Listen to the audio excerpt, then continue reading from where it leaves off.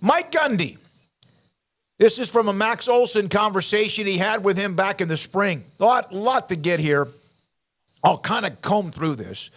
They're going to pay big money to put it on TV. Those 30 schools are going to thrive, talking about how it's eventually going to be the large super conference. They're going to be rich. Their athletic departments are going to be rich. Their sports are going to be rich or thrive. And there's other schools that don't make it.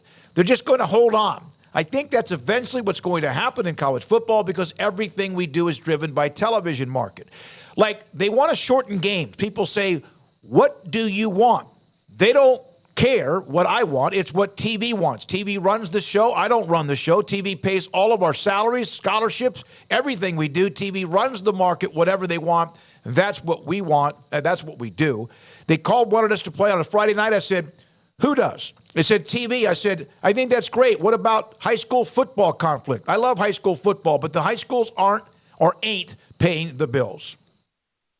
Yeah, I mean, no breaking news there, but we've heard other coaches say that, and Mike Gundy of Oklahoma State with his comments to Max. No, and you know, he's right to mention all that stuff, but especially with the high schools, you know, that coaches, if you play on a Friday night, if you pick the wrong Friday night, you know, that might be a time where you can't go see a recruit that you wanted to, and those things. So, yeah, it stinks. And the other thing about playing on a Friday night is, yeah, the recruit that you may want to go see, maybe you weren't going to go see him that week, but now he can't watch your game. You're going to play, you know, all those things.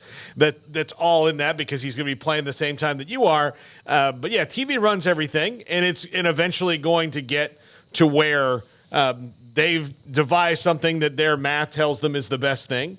And I think that when you've got people in boardrooms making these decisions, a lot of the times they're just looking at, okay, the math of if we have this team who averages this much on TV and this team who averages this much in the same conference playing each other, then that will mean that the TV numbers would be good, and that's the best way we can make money. Our ad dollars will be more people will sign up for the streaming service, all those things if we have Team A and Team B who are great big TV drivers doing that.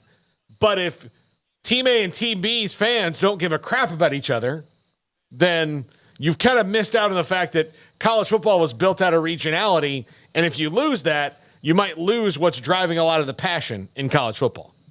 Yeah, he's just saying what I think a lot of people are worried about, and that is more consolidation and more of the firing up of the power two, if you will. I mean, that's unavoidable at this point, and if you're the Big 12, you're taking your victory lap right now.